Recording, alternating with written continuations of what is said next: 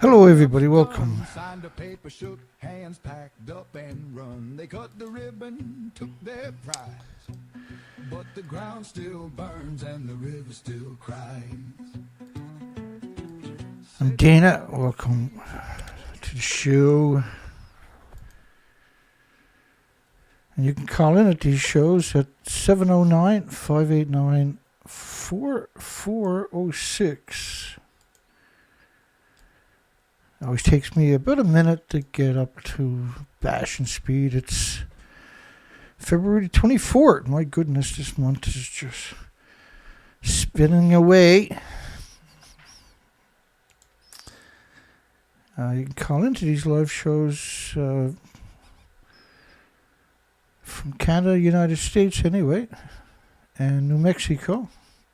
You can text me on those numbers or whatever works for you. Hope you're doing well. We got another crazy show.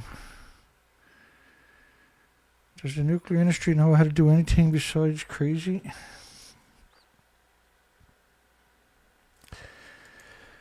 I hope everybody had a great weekend, if that's possible. We're just going to jump right into it. I was on a skidoo yesterday. We didn't get a show in last night. And we're doing species. We're looking for species.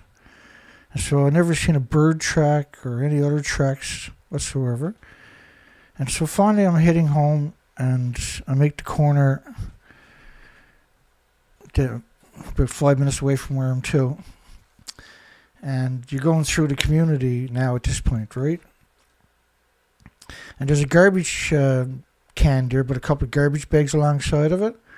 And there's 3 birds. So the only birds I've seen were trying to get into garbage bags. There was nothing out in nature. That's a field study for you.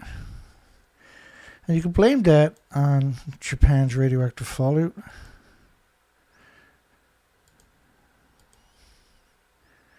We got a poll for everybody tonight. Is Japan's radioactive fallout behind the current extinction level event, mass species and human die-off worldwide?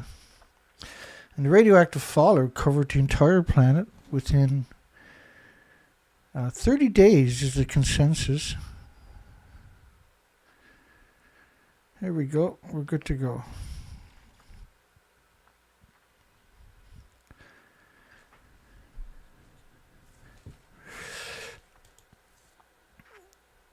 So this was a story. I'm going to put it on the bigger screen for everybody. I finally switched over to natural remedies the weekend. And so I'm not taking heart pills or blood thinners or anything anymore.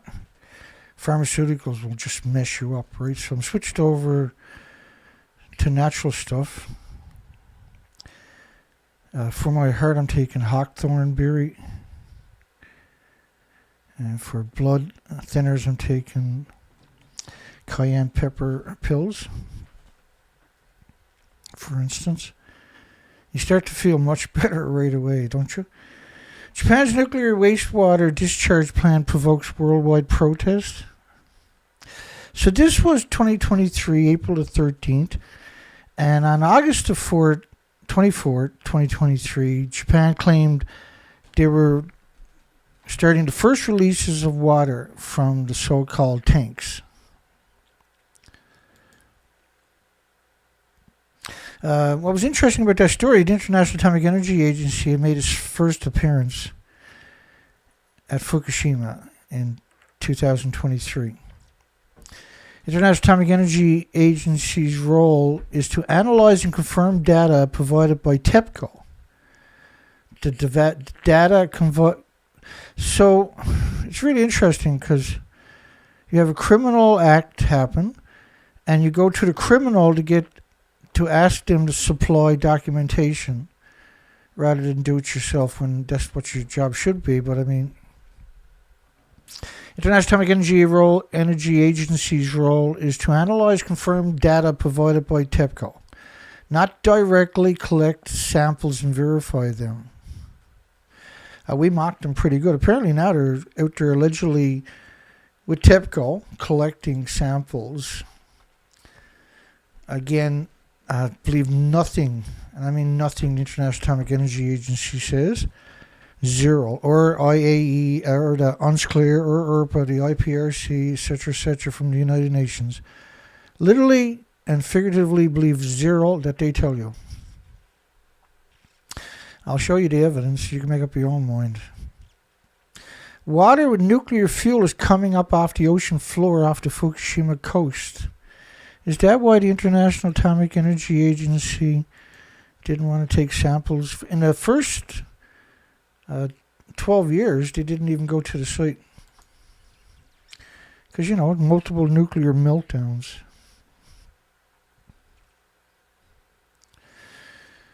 Uh, 156 quadrillion atoms of cesium-137. Double Chernobyl.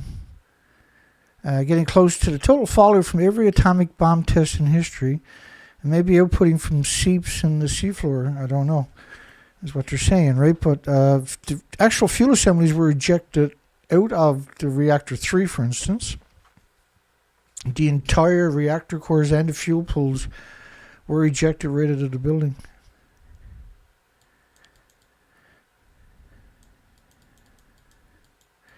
Of reactor 3.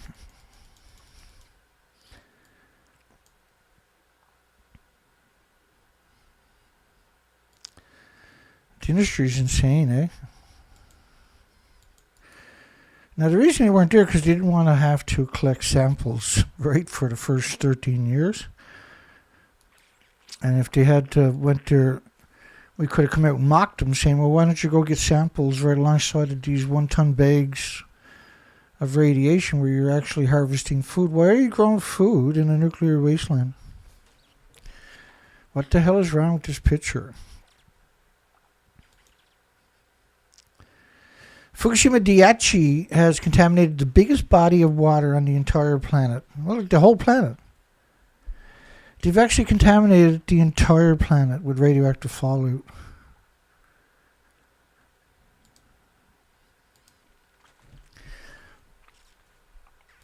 I'll give you an example of the French government's version of radioactive fallout. This was 1 million to 10 million atoms.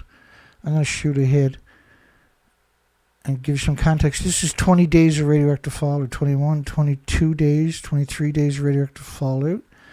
It stops at 31 days of radioactive fallout. So the entire planet was 1 million to 10 million atoms, or 10 million times weapons fallout pre-Fukushima. So you could be talking about 30, 40, 50 million atoms of cesium-137. Each atom of cesium-137 pulses energy 600 feet. So it's significant, right? International Atomic Energy Agency experts predicts, this is 2011, radioactive cesium will be carried across the Pacific to the west coast of the United States and Canada in 2 years. Well, the prediction was based on water for some reason. When the airborne radiation, all the water on the entire planet, and this is day 20, right there. So all the water on the entire planet now was contaminated due to Fukushima in 20 days. And all the international models, the international government agencies, the universities, etc., have that's the consensus. Like, it's pretty rare for me to have an opinion. I generally don't have an opinion. Some pretty nasty words sometimes, but I don't have an opinion. Like, I don't have a conjecture. I just stick to the documentation, and then my statements are based on facts. And I'd like to supply you with the evidence. So my form of journalism, and what I do is forensic investigative journalism, my form of journalism is to provide you with the documentations always.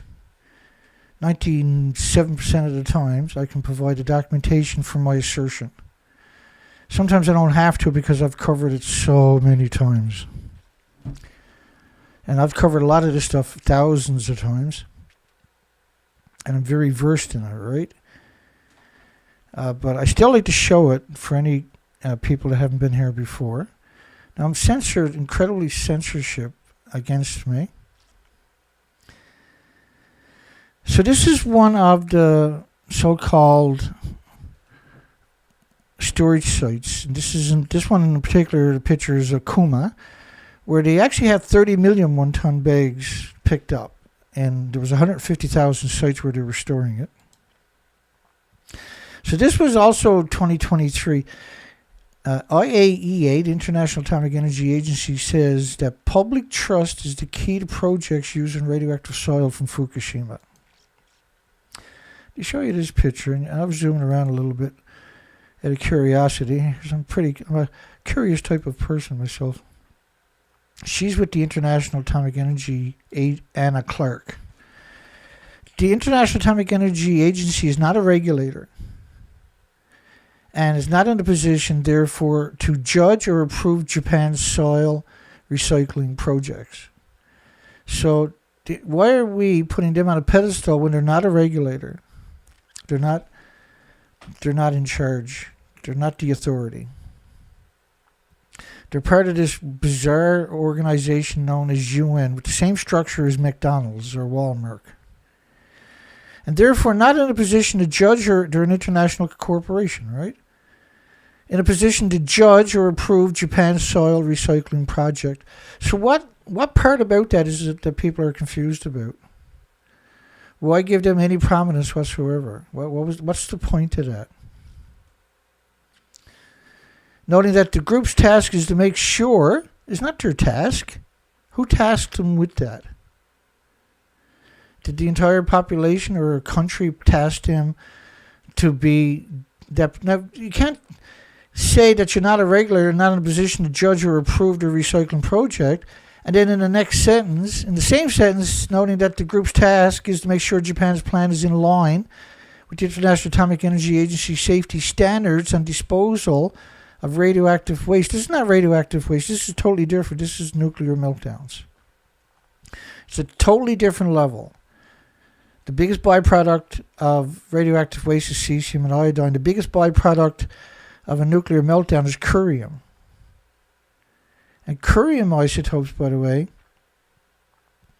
you need lead shielding 20 times thicker than you do for plutonium.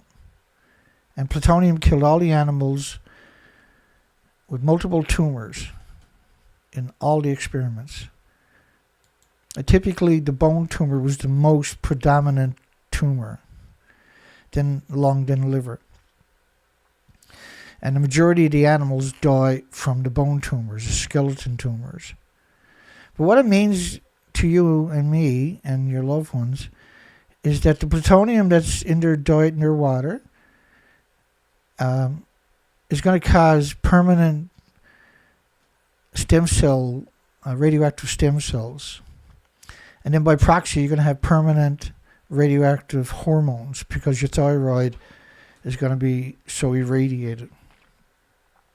So Fukushima's contaminated soil in 2019 was 105,000 on-site storage locations. In 2016 was 150,000 sites where they were storing 30 million one-ton bags.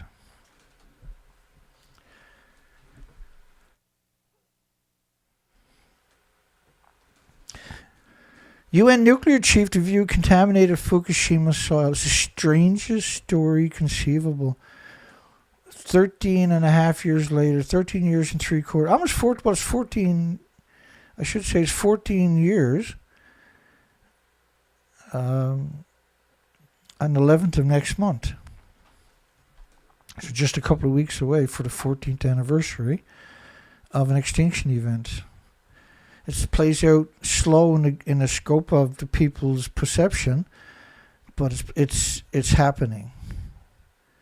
It's like a blanket that suffocates and sterilizes every species in increments over a few decades, is another way to conceive it or perceive it. The Fukushima Daiichi plant, which went into meltdown, has such an interesting state. which went into meltdown. And so for the average person, that has no context. That's the point of putting it that way, by the way. A meltdown is a catastrophic event for a country, not for the site. But it contaminates all the food, the land, the water in the country. And all it gets is a couple of words. It went into meltdown. Not nuclear meltdown. Not multiple nuclear meltdowns, but went into meltdown. Not meltdowns. On Tuesday evening, again, like in 2023 when he went there, he picked up a $19 million check. Grossi did for the International Atomic Energy Agency. Japan is the third biggest donor to the International Atomic Energy Agency. And Grossi met the foreign minister who gave him another $14.5 million US to the IAEA, who said that Japan's plan with the soil and the water and dumping the water into the Pacific Ocean fable, because they've been doing it from day one. The reactors actually melted down right away. And I don't understand why the world is not fighting with every tooth and nail for some kind of a future. I can't understand that. I can't reconcile that whatsoever. The urgency of the story is not missed. They're purposely pretending that nothing has happened. So the official story in 2023, this is just 2 of the 4 reactors, and at the very top of the buildings which don't exist was 4 decades of reactor cores and fuel pools. I was reading a story there about an hour ago or something. I was there taking a break, and I was reading a story, the nuclear girl or something up on TikTok linked me over. She done a video. She's a PhD student on nuclear engineering or something. She was at a nuclear plant when she done the video, saying that Fukushima didn't happen. There was nothing got out, and it was really shocking that you have somebody that's just come out of university, credible education, and absolutely knows the difference, and are making videos. They got 2 million views on that video. Are making videos saying that it never happened. Well, like, if you go to university and get a PhD degree, why would you take a job where you have to make videos and lie about what happened? Why would you do that? How can a job be so important that you would sacrifice everybody else on the planet? How does that even work? How can you get that screwed up in the head that that's an option? We'll cover it tomorrow night. So, like, in order to believe the International Atomic Energy Agency's version, you have to, and TEPCO and everybody else in the nuclear industry's version, you have to pretend that didn't happen. And then their version kind of works. But it doesn't explain why they picked up 30 million one-ton bags of radioactive fallout contaminated topsoil. Which, by the way, they were only scraping up, the official story is they scraped up the top 2 centimeters. And 2.5 centimeters is an inch. So they scraped up 3/4 of an inch of topsoil and put it into 1-ton bags and accumulated 30 million of them. 30 million of them, if you stack them on top of each other, is enough to go to the moon and back. It's enough to go around Earth many, many times, bumper to bumper in 1-ton trucks. It's an absurd amount. But try scraping sometime next summer. Go out and try to scrape up just 3/4 of an inch of topsoil. You can't do that, and that can't be effective.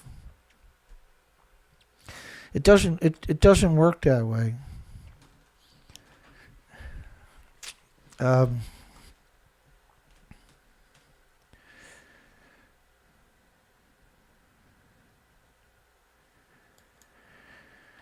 The water release is endorsed by the International Atomic Energy Agency.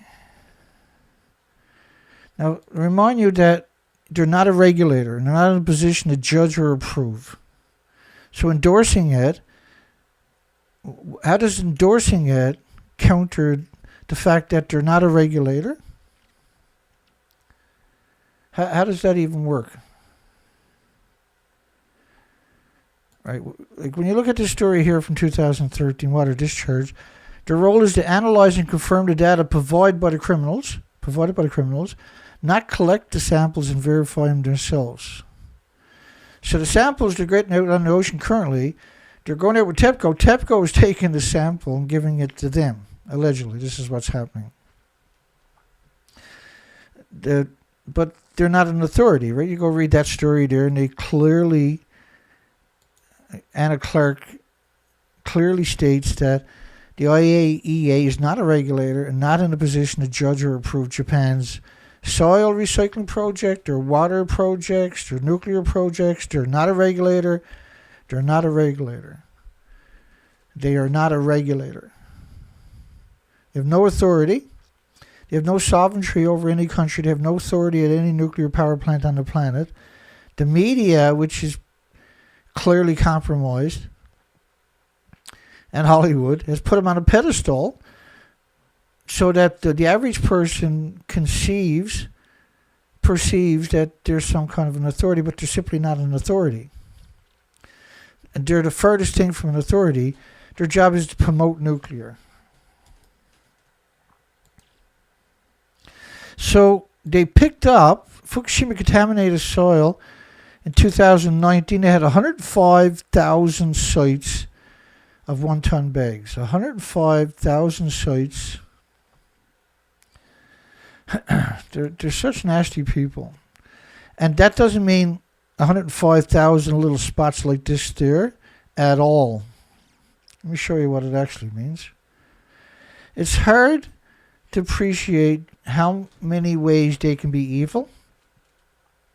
I can assure you, I can't come close to covering it in a month if I work every day. I could still not cover the evilness that we've collected about the International Atomic Energy Agency.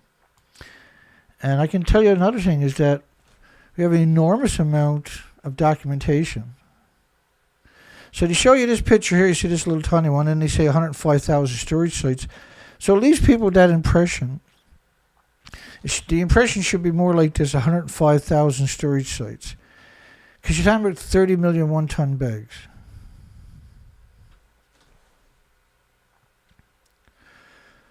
Excuse me.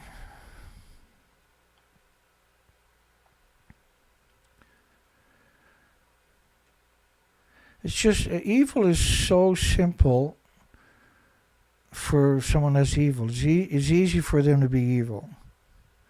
I can't understand it. Like, I can't understand how a university student can go to university to get a degree. When they come out, the first thing they do is make videos up on TikTok and lie about every facet of this story. I got no concept of why somebody would feel it's necessary to do something like that. If you're smart enough to finish university with a PhD, you're smart enough to get a better job. If you're taking that job and that's what you're doing, then you should be held accountable for it. You should be immediately spending 20, 30, 40, 50 years in jail for it. United Nations nuclear chief to view contaminated Fukushima soil. Again, it's such a bizarre statement, because why are they saying that 14 years later? Because he was there to pick up a $14.6 million check. And they got a lot of contacts in the media, and so they got the media to run this story that the average person, when they're browsing the news cycle, might read one of these stories, and all the stories are going to be the exact same, by the way. But as you read further down, Japan would give $14.6 million to the International Atomic Energy Agency, and they're the third biggest donor, but they won't tell them that happened. My goodness, I'm sorry. At least turn the volume down, Dana. Alrighty, we're down the road now. United Nations Watchdog chief visits Fukushima as Japan returns to nuclear power. So this story of United Nations or International Atomic Energy Agency's Watchdog chief Rafael Grossi was dared to look at soil, which is the strangest statement imaginable,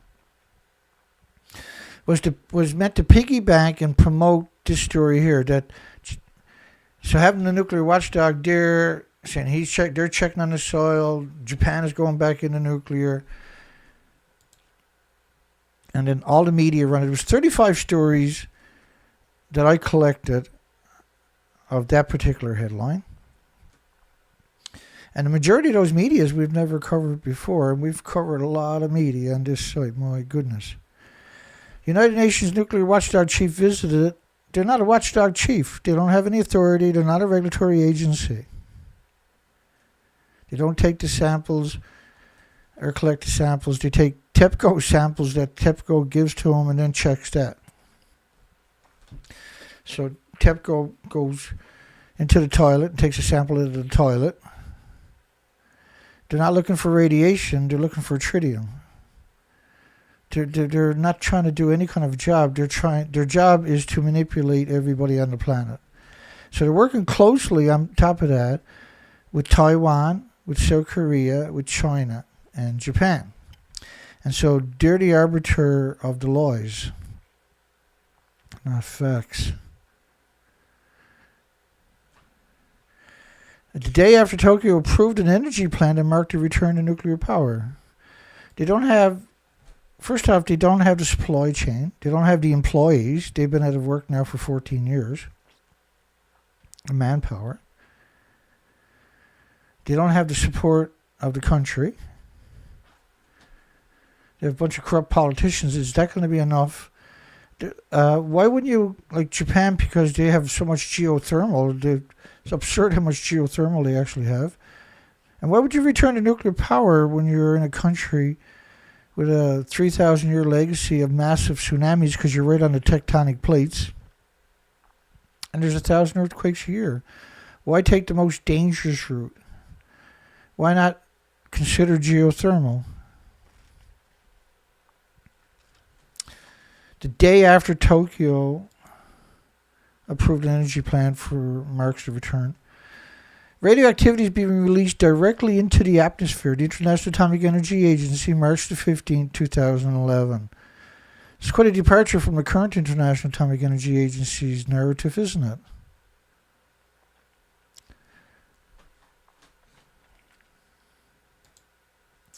UN Watchdog Chief visits Fukushima as Japan returns to the nuclear power.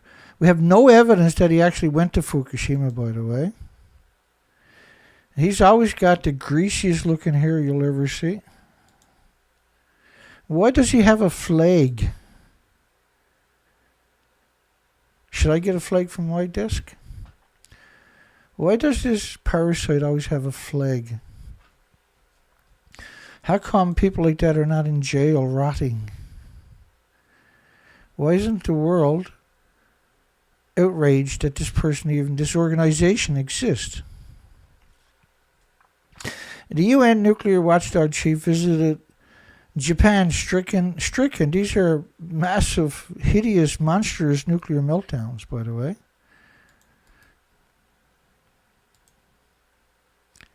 You can't call a reactor that doesn't exist anymore and the other ones have melted down. Like reactor 3 to your left, 4 rather, to your left. This is just a fraction of the media pretending in 2013, 2014 that they're 140, 150 feet above the stump in thin air and it looks like this. Do you know how many people called him out on this planet? I know of less than 5 people, none of them in the media. That says, hey, wait a second. How can you be at the top of a building when it doesn't even exist? And BBC Rupert Winfield Hayes done the same thing for Reactor 3, by the way. It doesn't exist. It's really something, isn't it?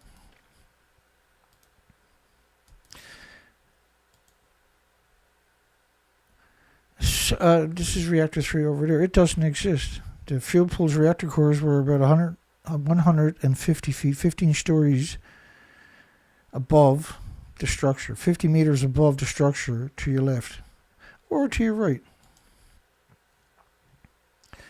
It's pretty crazy because I made that picture 10 years ago. On Tuesday evening, Grossi met foreign minister who said Japan would give $14.6 million to the International Atomic Energy Agency to come down and promote that everything was okay. To promote nuclear, because that's what the International Atomic Energy Agency's mandate is to promote nuclear. And you can all get sick and die, they don't care. They're the United Nations.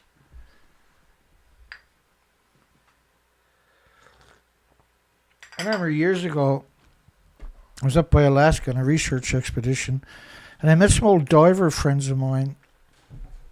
I used to be a commercial diver, right? And so when I brought up the subject, they asked me what I was up to. I brought up the subject. They went to the United Nations website looking for documentation. I asked them what they were doing. I said, well, I'm looking at the authority. I said, what are you talking about? And you can't explain to the average person because that's so firmly entrenched in their culture. But when you actually go take a look at it, you realize they're not an authority at all. They're the promoters of nuclear. You can't be both. And they're just an organization. They don't have the authority to hold anybody accountable. As the International Atomic Energy head Rafael Grossi, who in his spare times goes around sniffing bicycle seats, arrived in Japan on Tuesday. That's the same day that he picked up a $14.6 million check. $14.6 million check. $14.6 million check. On Wednesday, trucks and construction vehicles went back and forth between several areas where it's not several areas, it was 105,000 sites where they're storing the 1-ton bags. Where hundreds of large soil, they don't even call them 1 ton, large soil-filled black bags, which the average person is going to perceive as a garbage bag, right? A small garbage bag. Some covered by a thin layer of snow. And put in some useless stuff, then just to brush past it. Hanging on a locked fence around the storage site was a sign displaying the radiation levels. Of course, they're going to measure it in microsieverts instead of physical atoms and becquerels. And then they're going to measure it. It's not actually measurements. The bags are 100,000 atoms per kilogram, but the sign is only going to show you 10 atoms a kilogram or something. They're literally monsters. There's no other way to talk about it. Stripping topsoil was very effective to decontaminate land close to waterways, said Research Director of France's Atomic Energy Commission, Oliver Edvard. Close to waterways. The soil was picked up, most of that soil was picked up in the interior, not close to waterways. And that's the first time we've ever heard that narrative framed that way, by the way. And that showed up in 35 stories last Wednesday. Humanity, Japan nuclear expert, humanity as a whole has literally never experienced something like Fukushima. Planet Earth as a whole has literally never experienced something like Fukushima. We will be fighting this radiation on the order of tens of hundreds of years. I also picked up the weekend oregano oil. Oregano oil works also as a antibiotic. It's a very good antibiotic. It's infinitely better than moxicillin penicillin. And you put a couple of drops on your tongue, and when you're breathing it in, it's like you're breathing in antibiotics. But whatever you're trying to get rid of doesn't become immune to it and has no adverse side effects on your body. It doesn't interfere with the natural the natural elements in your body whatsoever.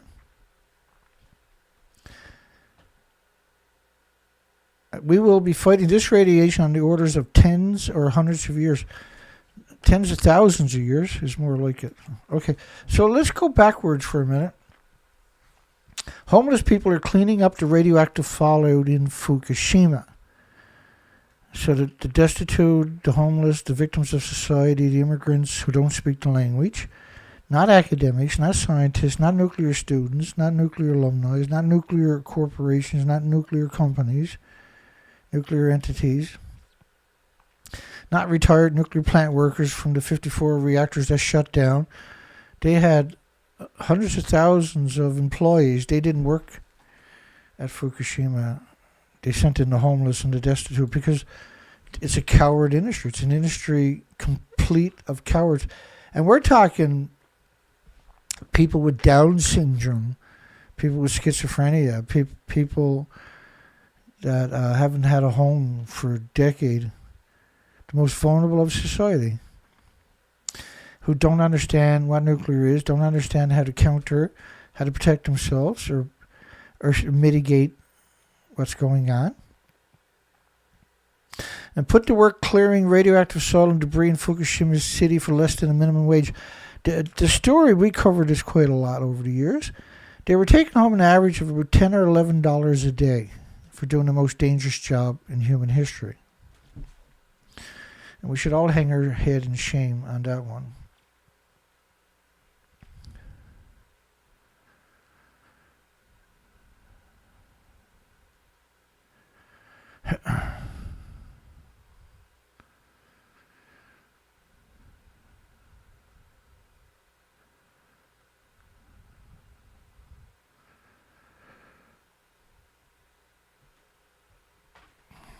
Keep going here.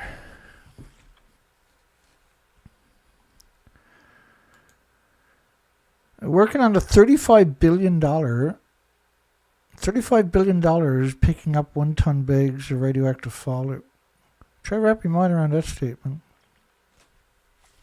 The biggest construction job in history is a nuclear plant in the United Kingdom.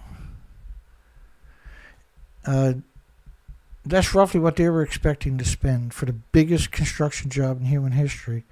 These people, these victims, are only picking up topsoil with one and putting it into 1-ton bags.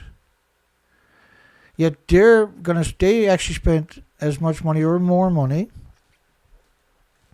than the biggest construction job on the planet in human history. So this was no small job whatsoever, is what I'm trying to convey. Taxpayer-funded effort to clean up the radioactive fallout across an area of northern Japan larger than Hong Kong. And Hong Kong was about 1,100 square miles.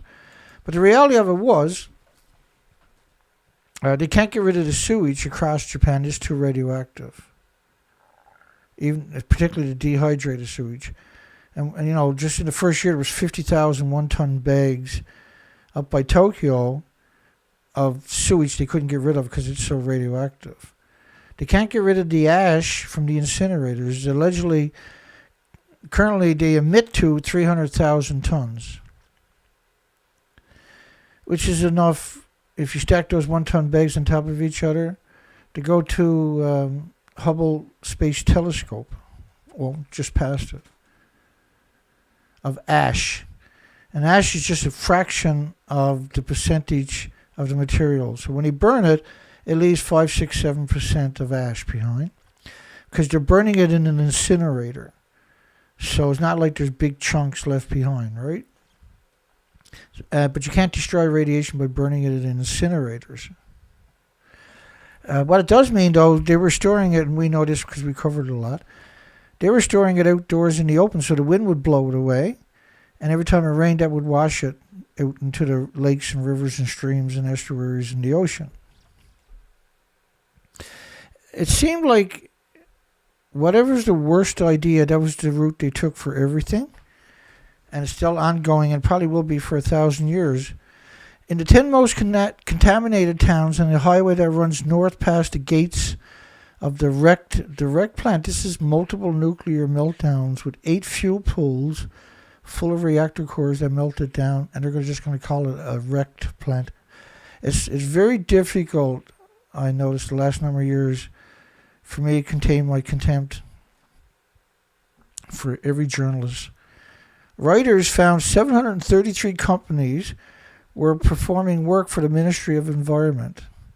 These were the mob, the Yakuza and everything else, Yamagachis.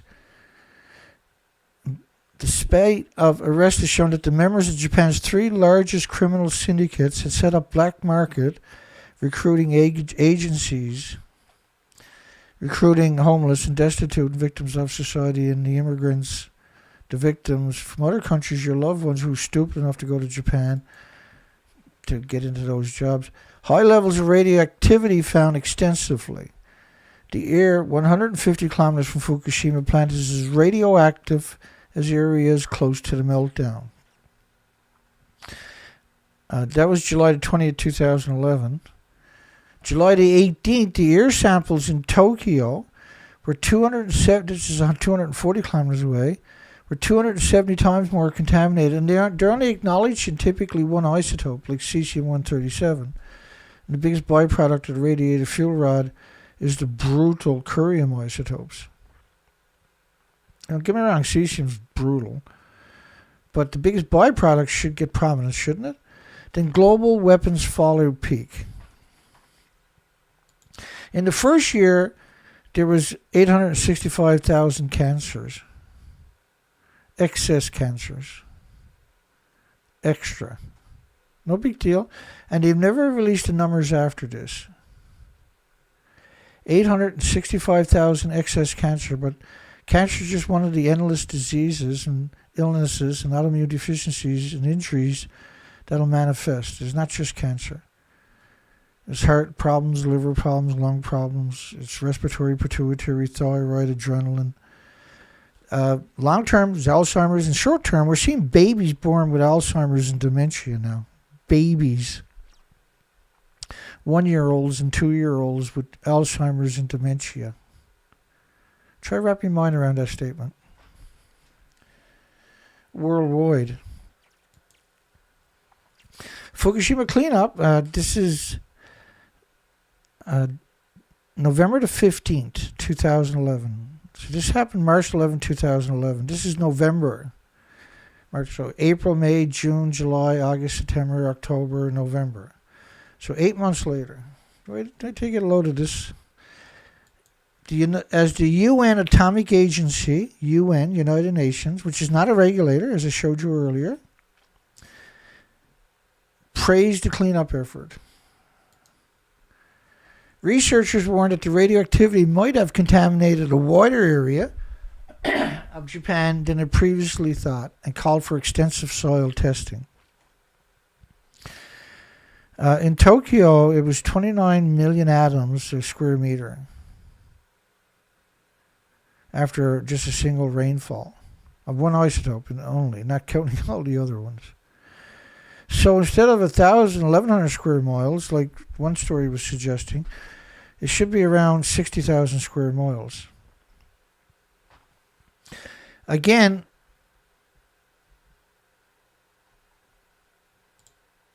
they show you these very, very grainy pictures for some reason. They actually had very high quality pictures at TEPCO's webpage. This was a notorious trick we see used over and over and over to misrepresent the facts, suggesting that farming in neighboring areas could suffer because of radiation. I mean, they're still picking up 1-ton bags today. And I showed you a picture earlier where they're actually harvesting food right alongside of thousands of 1-ton bags of radiation. There's no way to quantify that. And that we're talking about the poisoning of a few billion people from just the food intake that they're shipping worldwide. Remember, each of the prefectures in Japan were producing around 1 billion pounds of rice. And rice can be used for many, many, many things.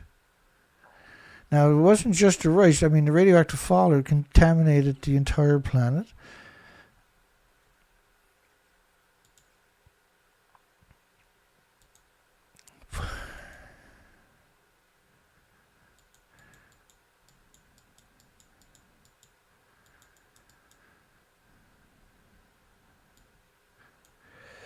So the oregano oil is really good for, say, lung infections, respiratory problems.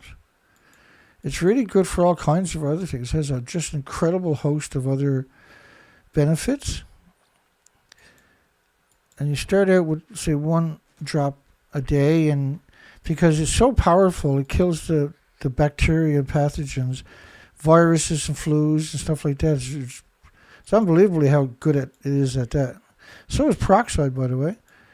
Some cancer doctors they won't use radiation. They'll give the victims, because typical cancer is from radiation fallout from 80 years of emissions.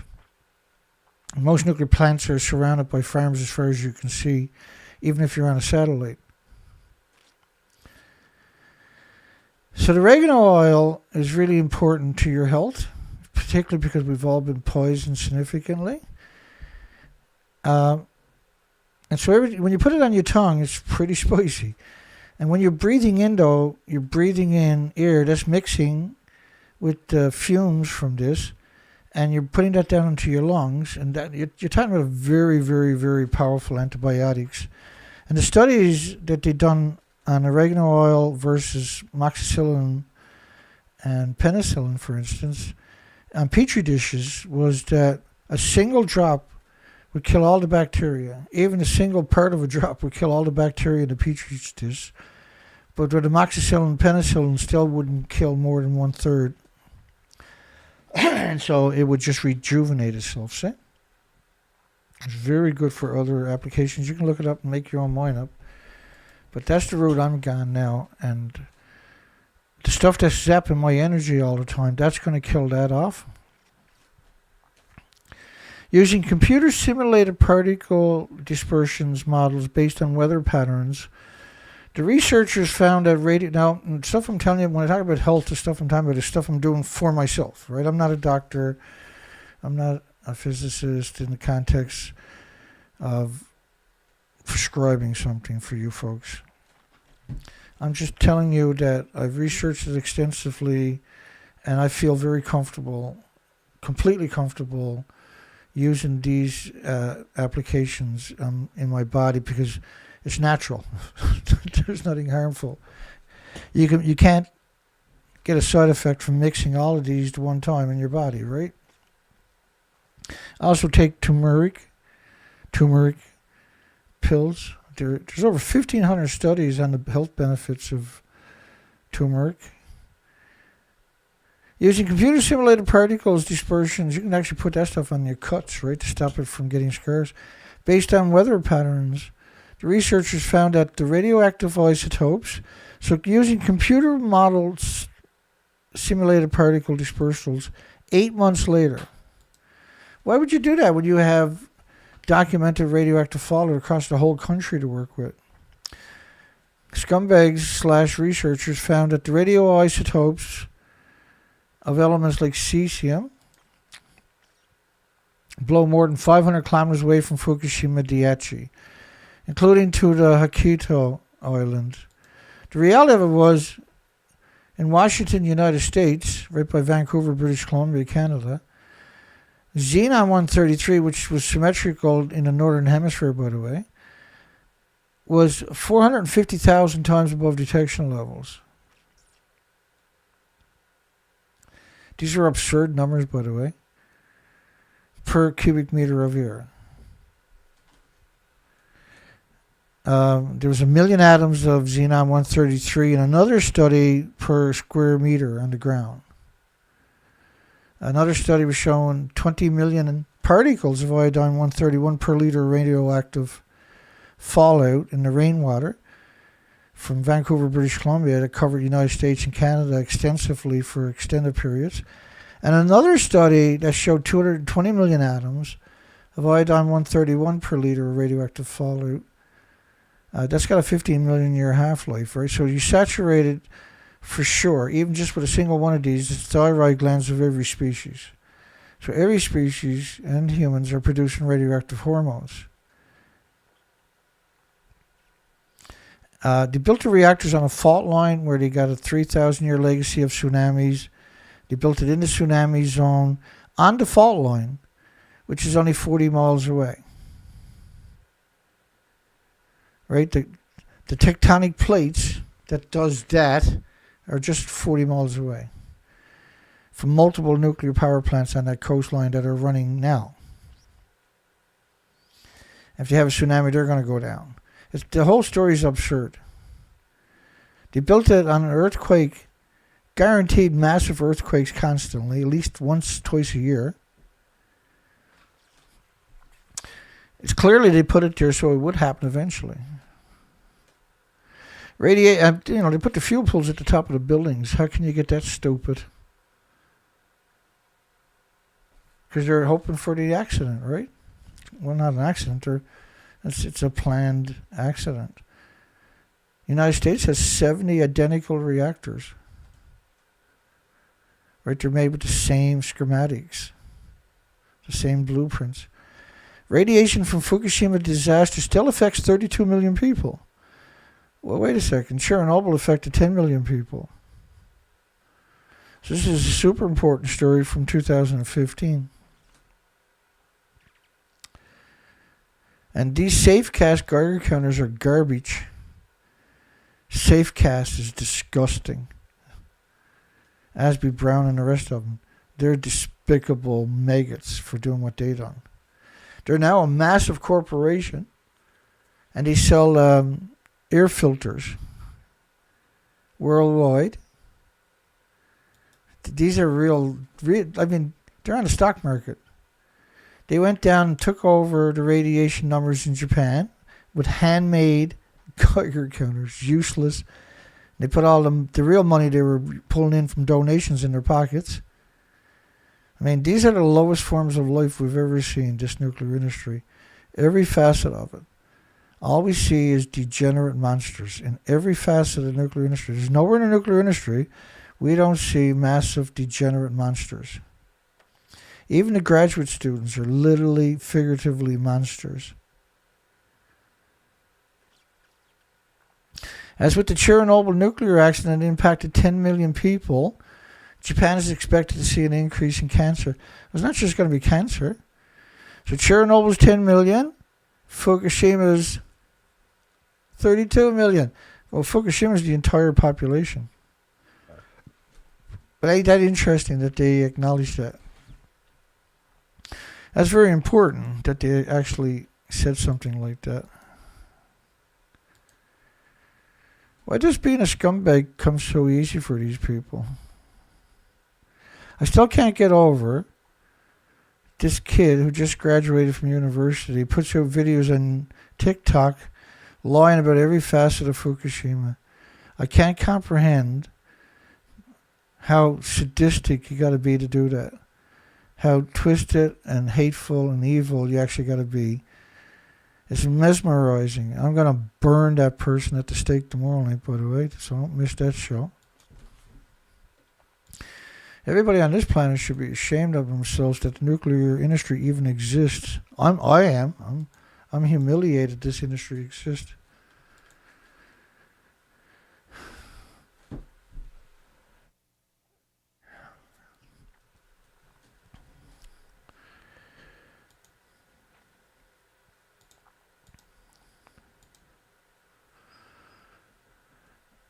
Let me go backwards here. Yeah, right there. The evacuation involved a total of 400,000 individuals, 160,000 of them in the nuclear wasteland itself. And the number of deaths from the nuclear disaster attributed to stress, fatigue, and hardship of living as evacuees is estimated to be 1,700 people. Well, some of the numbers came out right away where 3,000 people died from fatigue and stress. Now, we've seen hurricanes post-Fukushima, supercell hurricanes, supercell typhoons, supercell cyclones post-Fukushima. Every year we're seeing an increase of them that we've never seen pre-Fukushima at all. We don't have building codes anywhere on the planet to deal with winds of 200 to 300 miles per hour. But yet that's what we're seeing now post-Fukushima. We didn't see this pre-Fukushima. And so they picked up 30 million one-ton bags in the same areas where the 400,000 people were evacuated. And they didn't evacuate the majority of these people right away. And so they were breathing and consuming and drinking and bathing and washing their dishes and doing their laundry in the most radioactive environment in human history. And that's why they died. They didn't die from fatigue and stress. It's hard to comprehend that they're so evil they would actually say that. But if you actually been around a while, you'll know that that's what they were saying within a couple of weeks. Over 3,000 people. And every once in a while, these stories will show up. Citing calculations by the Tokyo Electric Power Company, by the criminals themselves, who covered up the meltdown perpetually. The report says the total atmospheric releases of the radioactive material of iodines and cesium and noble gases was estimated to be less than 15% of that emitted by the Chernobyl accident. 15%. How did he get that evil, I wonder? How do you get that evil? I mean, they banned the food from half the country for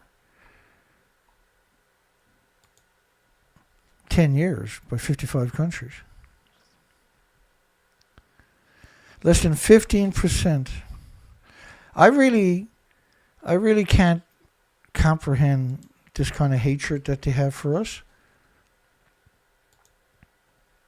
But I can tell you one thing, it's very real.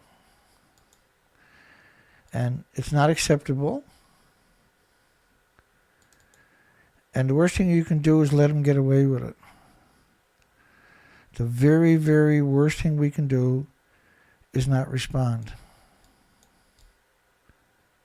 The most dangerous thing that we can do is let this industry survive. And there is no nuclear renaissance. They're artificially inflating every facet of that narrative, but it's still, there is no nuclear renaissance. Last year was 660 gigawatts of solar power came online in 12 months, which is double the capacity of 80 years of nuclear. In renewables, of just solar power, if we only look at solar power,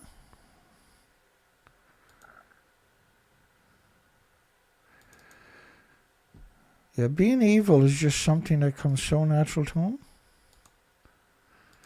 So, Chernobyl, they're saying, I was looking for the picture of Chernobyl and Fukushima, but I can't seem to find it.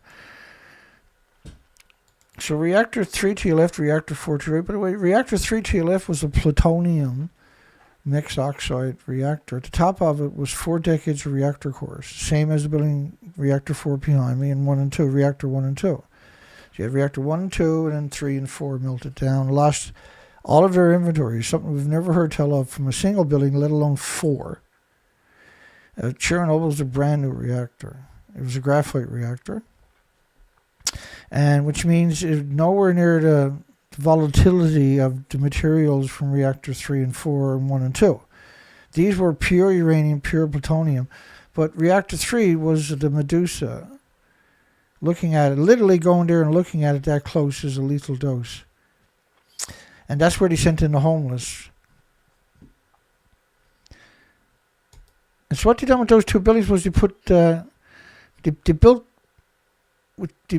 the frame off-site and they brought it in and assembled it around the buildings. Now, it doesn't physically touch the buildings. And it looks like these here. So reactor 3 to my left and reactor 4 behind me.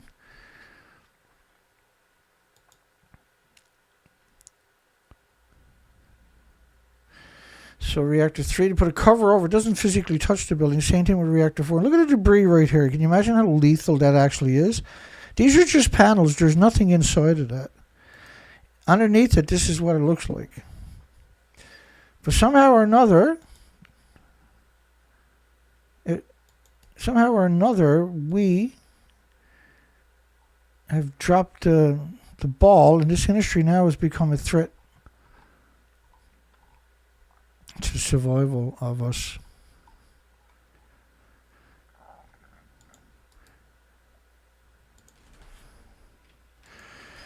copy paste that over here so I got access to it in a different spot. So suggesting that Chernobyl, which was a graphite reactor, a brand new reactor, didn't have spent fuel pools at the top of the buildings, was somehow magically worse than any of these buildings. Each one of the reactor cores, by the way, in these buildings, which had around 9 reactor cores in each building, but each reactor core was at least the animosity equivalent, because these were large reactors, is the animosity equivalent of at least 100 Chernobyls. And Chernobyl was no picnic. They closed 9,400 farms in Ireland, Scotland, United Kingdom after Chernobyl, 3,000 kilometers away, because it's not like a banana. It's not like a potato chip. It's not like walking in the sunshine. And people that tell that to you, you should vehemently tell them that they're terrible people. They're the worst humans. They should be prosecuted for saying it, but it's not illegal to be a monster in the nuclear industry. Otherwise, the nuclear industry would have died a long time ago. However, the number of people affected by the radiation in Japan has tripled compared to Chernobyl. So how can you have to triple people impacted but not be as bad as Chernobyl? Only be 15% of Chernobyl. Like, the editors and the producers of these media should be in jail for the rest of their lives. That's how egregious these crimes actually are against us and the 8 million species. Our job on this planet is to protect the 8 million species from the industries, particularly the nuclear, and to protect the female population of the planet. The female population of the planet is 4 times more vulnerable than the male population of every species, including humans. And so if you don't protect the female population, you're going to go the dodo bird way. And there was no need of it. This industry had no right to exist. It only exists because of brutal corruption in universities, in the medias, and in the nuclear industry, and key positions in government. It's the only reason it exists, is perpetual, hideous, monstrous betrayal by idiots. And these pro-nuclear community are not actually smart people. They have a good education, but that doesn't make you smart. They don't have a single person in the nuclear industry that people can relate to. There's nobody in the industry that everybody says, oh, well, they're pretty cool. Not a single person. In fact, they put people like B. Gates up there on a pedestal as some kind of herald, I guess, to the nuclear industry. It's really bizarre. The study estimated that 80% of the released radiation was deposited in the ocean. No, the radiation, I showed you the models earlier, covered the entire planet. And the other 20% was a 50-kilometer radius. So they're saying there was no radioactive fallout past the 50-kilometer zone. And so this is such an egregious misrepresentation of the facts, because I showed you the counter of that earlier.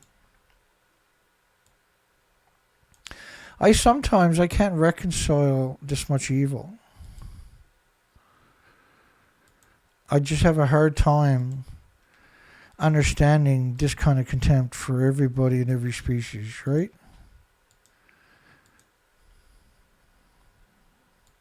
Just run you through a couple of headlines to get you,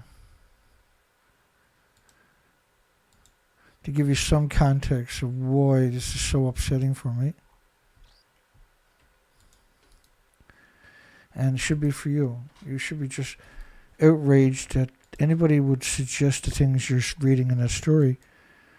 One Fukushima may destroy the whole country. Collapse of a whole country is possible, a whole continent. The plume models and the actual disposition radioactive fallout studies, 1 million atoms. So when you see a Becquerel, that's a pulse of energy almost at the speed of light, the BQ. But you got to have something to make the BQ happen. That's called an atom, a physical atom. And they're not decays. Like when something takes 1 billion years to go away, that's not a decay. That's a weapon every second. Pulse and energy almost at the speed of light. That's a weapon. because there's nothing on the planet of the 8 million species or humans that have an autoimmune trigger to defend against this stuff, which means your body is under siege for the rest of your life of a foreign entity that it attacks it by producing a massive amount of white blood cells. And if it's in your body, it eventually builds a tumor around it. That's its result. It doesn't stop it, but that's the only thing it knows how to do. It's one of the few things in your environment that your body responds to that way. And most of the cancer can be contributed to the perpetual radioactive fallout from the nuclear industry and the fuel pools, the weapons testing, and the dumping. And there's so many ways. I got a folder that I put together to try to articulate, but it's overwhelming because you have to do like a 20-hour show just to get the logistics to show you the documentation of how insidiously egregious and monstrous this actual industry really is, and the things that it's already done that are just catastrophic to the ecosystem and the biosphere, and particularly water. Water is your most precious thing ever. You don't exist. The only reason we're on this planet is because water exists. Right? The only reason, like, God didn't put a bunch of humans on the moon or on Mars or on Pluto or anywhere else. It's on Earth, right? Because of water. And water, we're all in contact with water. And so in many senses, God is water. Without water, we look like the moon. Or Mars or Pluto, whatever. And we all use water all the time. We can't live very long without water. We use it for every facet of our lives. And we excrete it, we perspire it, we breathe it out, we take it in all the time. We have vacations with water on cruises and beaches. And yesterday I was out in the Skidoo because of water that is frozen. Water is the only thing that exists in all three forms: liquid, gas, and air. Water can exert hundreds of atmospheric pressures. It has from a plant, a seed, it can push up through cement. It has an absurd amount of qualities. And we have poisoned all the water on the planet, every bit of it, with this industry, with the nuclear industry. And it's done on purpose. All the nuclear power plants are built to the biggest water sources on the planet, particularly freshwater. If you look at the third biggest freshwater body on the planet, the Great Lakes, Ontario, and the United States, it's the whole coast, the whole shoreline, the Fermi nuclear plants, the reprocessing facilities, the Purex facilities, the storage sites are all right on the shoreline. It's so heartbreaking. It's clearly engineered to poison our planet, this industry. Every facet of it is dictated that it's there to poison. And then the radioactive fallout, for instance, this model is only based on 20 days. Another study of 20 million particles, these are actual physical parts of iodine-131. So theoretically, some of this stuff is splitting atoms. Right, they call it iodine-131 and mislead you. You're talking about per liter. But you're talking about particles, not the atoms. You're talking about something way bigger that is capable, most likely some of it. And we know a lot of it. You got the sulfur peroxide hydrogen buckyballs from spraying the salt water on the enormous temperatures. And there's enough of that now to poison everything on the planet eventually. 40 million atoms of iodine-131 in a single bed of kelp. Wherever there's iodine-131, there's plutonium and cesium and uranium and americium, neptunium and strontium. Is iodine-131 killing babies in Philadelphia? Maybe it's the curium, maybe it's the neptunium, maybe it's the plutonium. The West Coast was hit with 220 million atoms per liter. So, it was very offensive to read a story where they're saying that it's 15% of whatever was emitted by Chernobyl. It's egregiously, it's criminally offensive. It's constitutionally offensive. And those numbers I'm showing you is enough to poison the thyroid glands. So It's enough to poison, it's enough to make sure every species is producing radioactive hormones and radioactive stem cells. As for like the insects and for the keystone species, you're looking at something that's going to sterilize the species in increments over a short decade or two. And that's exactly what we see post-Fukushima. We broke the food chain, but it's so much worse than that. 220 million atoms persisted for months, detected in the aquifer supplies drinking water to the entire population of the northern hemisphere. These numbers, like rain doesn't fall by the liter, and the west coast gets incredible rain, right? We're going to get rain on Wednesday. I can't even wrap my mind around saying that. We're expecting to get at least 40 millimeters on Wednesday. And you got frost deep into the ground. What's going to happen, I wonder? Some serious floods. I just don't know what to make of the weather pattern we're seeing down there. It's absurd. Comparisons with X-rays and CAT scans are meaningless. Inhaling particles increases radiation exposure by a factor of 1 trillion. Inhaling particles increases the radiation exposure by a factor of 1 trillion because it's in your body, it's pulsing energy almost at the speed of light every second, it's wrecking your chromosomes, your DNA, and your cells, whether it's insects or birds or mammals or animals or humans or whatever number of the 8 million species. It's in their bodies, pulsing energy at the speed of light every second. Their bodies don't know what to do with it. It attacks it with white blood cells, which decreases your red blood cells. For every white blood cell, you're producing a red blood cell. And when it's radiation, your body will attack it for the rest of your life. If you live 1,000 years, it'll attack it every second for the rest of your life with a massive amount of white blood cells. But the white blood cells, because it's pulsing energy every second, is destroying your chromosomes, your DNA, your cells, putting permanent lesions through your organs. Your body has to try to repair all that damage every second. But then it's going to pulse energy almost at the speed of light again. CC-137 will pulse at 600 feet. So it can be on the other side of your neighbor's house, damaging your chromosomes, your DNA, and your cells. It doesn't even need to be in your body. It is, unfortunately. And we know this from the French government studies of 1 million to 10 million atoms per cubic meter of air. And their studies were clearly, like many other studies, clarifying and quantifying that the entire planet was in an invisible snowstorm forever now of radioactive fallout. And they're still hemorrhaging radiation from 1,000 fuel pools worldwide. The fuel pools reactors, the fuel rods, they're in a pool. There's no containment. This stuff is vented up the tall, skinny stacks. Not the big, wide ones, but the tall, skinny ones.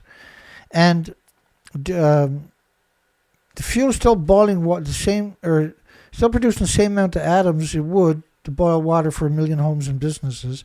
But now there's no containment. After 14, 15 months, a large fraction of it will come out and go into what's known as a fuel pool, where it'll boil off about 120,000 liters in each and every one of the 1,000 fuel pools worldwide, released directly into your biosphere. It never goes away, and they never stop producing it. And it's prolific. Just a single fuel pool eventually would wipe out all the species on the planet, just from the emissions. You didn't need a nuclear accident, nuclear dumping, nuclear meltdowns, or anything else.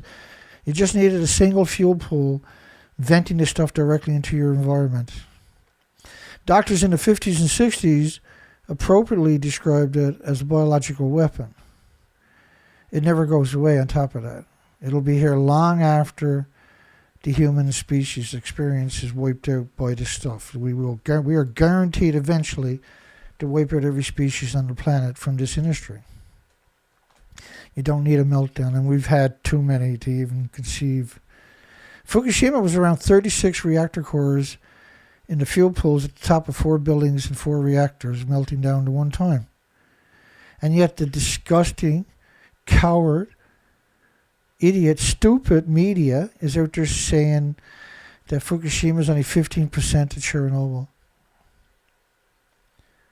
The police should legally have to arrest these people, and they should get the death penalty for it. And that's why we should bring back burning them at the stakes as an incentive not to destroy the future of everybody on this planet. Because there's no incentive for them not to murder every species on the planet. Legally, the law should be struck that if you're in the nuclear industry and you get the death penalty, it should be the worst death penalty conceivable as an incentive, as a deterrent for other degenerate monsters coming out of universities. These are just absurd monsters. It's like the UN is the worst of the worst on top of that. UNSCLEAR and IRPA and the IPRC, the International Atomic Energy Agency. These are the most degenerate of the degenerates the nuclear industry has to offer. It's unbelievable how monstrous and what kind of position we're all put into right now. It's unbelievable. High concentrations of radiation hit the United States and Canada. The plume was rich in cesium-137. Rich. What? Like rich means it was the most dangerous plume conceivable. You're talking about 1 million to 10 million atoms at least per cubic meter of air. Cesium-137 plume forecast for North America and Europe up to March 24th. The French's Institute for Radiological Protection and Nuclear Safety, the IRSN. Radiation levels on the United States West Coast spiked to over 1 million times normal. Well, first off, like there is no safe limit, not even a single atom, because it gets in your body attacks it for the rest of your life with white blood cells. But this was an 8-day model. Now, the one I showed you earlier was based on 30 days when it played out this whole thing, which is the same organization produced that one as this one. These are stunning numbers. Cesium-137 immediately damaged the heart muscles, not just under cancer.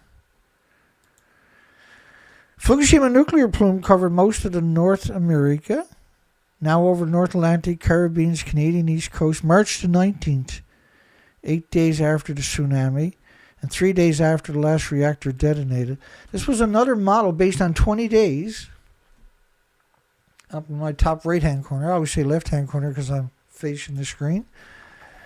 And it's just a bad habit I got.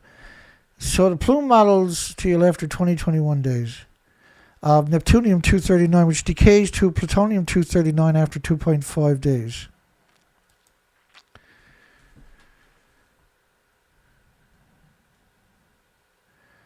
Plutonium-239 dispersal is also based on the 20-day plume models. This is numbers based on TEPCO's total releases.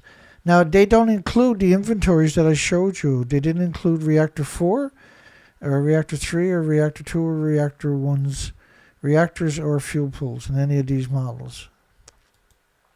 Most of the models are not based on the total, they're based on venting. And cancer is just one of the many illnesses and diseases, not immune deficiencies and injuries and illnesses from radiation. While expected cancer risk to humans, like there's heart problems, liver problems, lung problems, respiratory, pituitary, thyroid, there's the first studies after nuclear accident are autism and Down syndrome, for goodness sakes. The radiation releases over the Pacific are small. Well, clearly they're not small. They're not just the oceans. Every drink of water on the bloody planet, every salt water on the planet, everything is permanently compromised forever just from this single catastrophic event. If you look at these numbers over to your left is the communities. The next one are the population, as you can see up there, population. And this line right here is just the cesium-137 atoms per square meter disposition, radioactive fallout on the ground.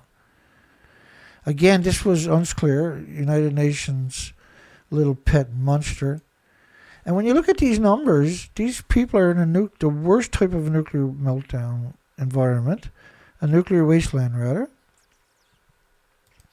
And you can see the population, they're all left there to rot, get sick. And because it's not like you're going to, like a lot of people do die, right? I mean, people dying of heart attacks. In just 1 month there's an extra 12,000 people in a single month dying of heart attacks compared to any other month in history. The food banned by 55 countries for a decade. Now, Fukushima Prefecture, they picked up 30 million one-ton bags of radioactive fallout. And the other prefectures, they didn't pick up nowhere near as much. And they continue to grow food. Each of these prefectures is talking about 1 billion pounds of food. And they have many, many tricks to get it into your country. They'll ship it to your nearby countries. They'll relabel it, then ship it into your country. They'll relabel it as from the other parts of the country and ship it to your country. They're so evil, it's normal for them. They think it's normal to be this evil. Fukushima monthly fallout is higher now than 8 months ago in June. I'd like to thank Calm Down Charlie for motivating me to be here for the rest of my life. What a maggot that person turned out to be, didn't it? The nuclear industry, TIPCO, and Japan government has threatened me directly, right?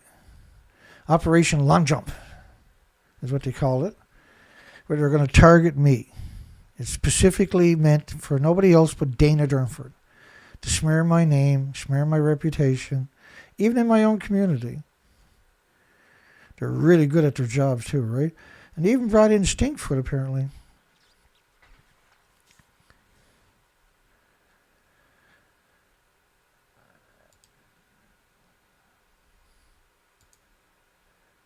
Let's take a look at the poll here.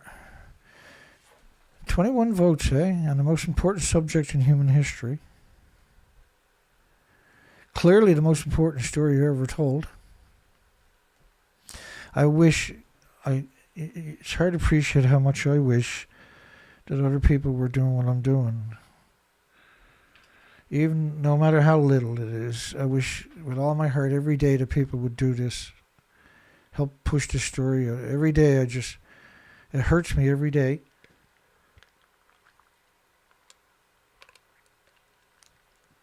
When all I can find, except for less than a handful of people worldwide, acknowledging this is an issue. It's absurd.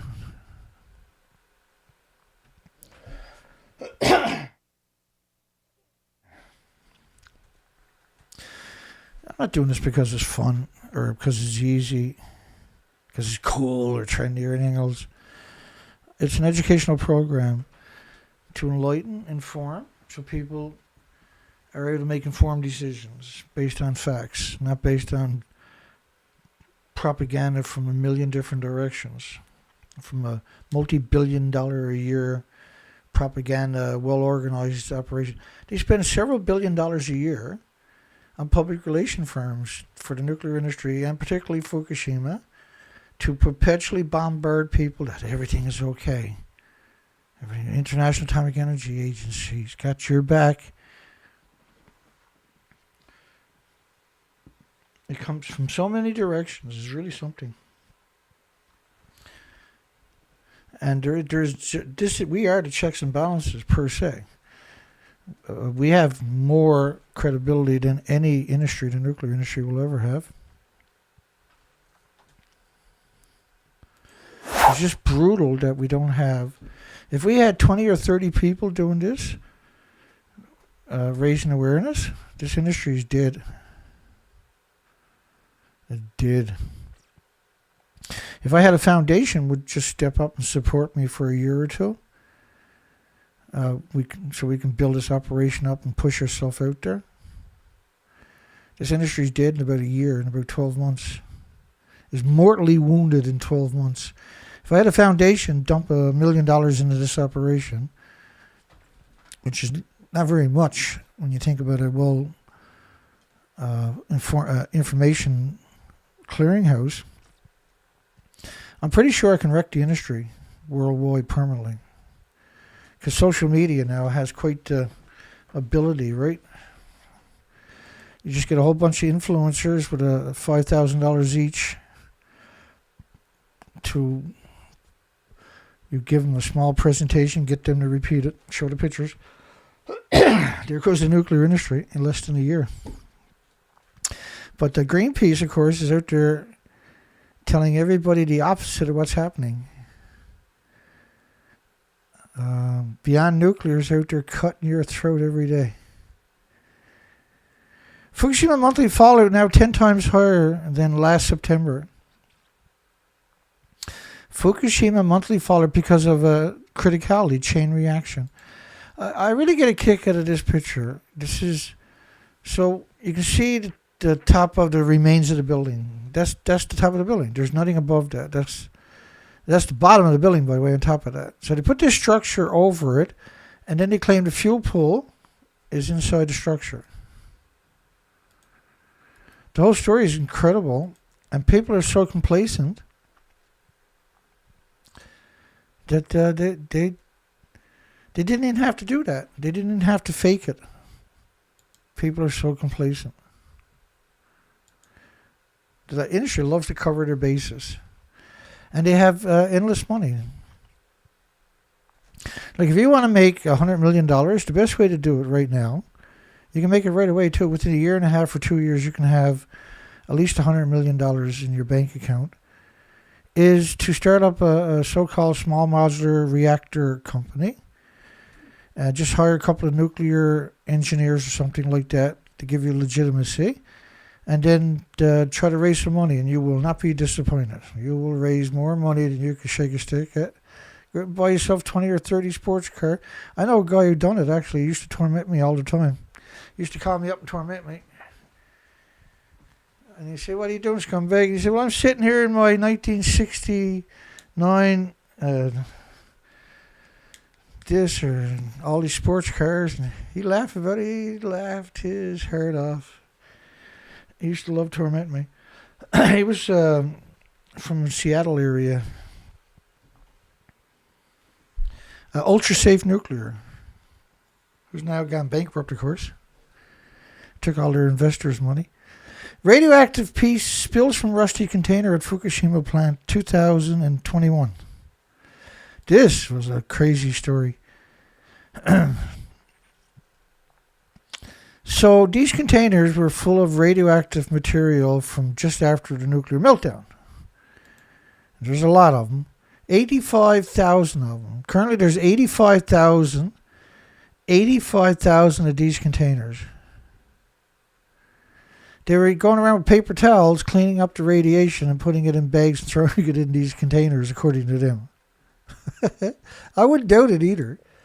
That, the homeless could be tricked into anything.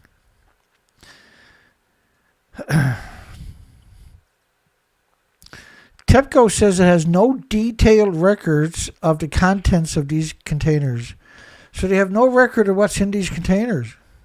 Because TEPCO wasn't on the site, first off. They have no concept of what's in the containers. It's high radiation, even though he refuses to admit that, I'm sure. 85,469 containers. The utility says it checks the conditions of the containers and measures the radiation levels once a week. Well, let's look at that. We're talking about 89,000 containers, which means you're going to check 12,200 containers each day. It means you're going to check 508 containers each hour. You're going to check 508 of these containers every single hour. You're going to check 8.4 of them every minute. 8.4 a minute you're going to check.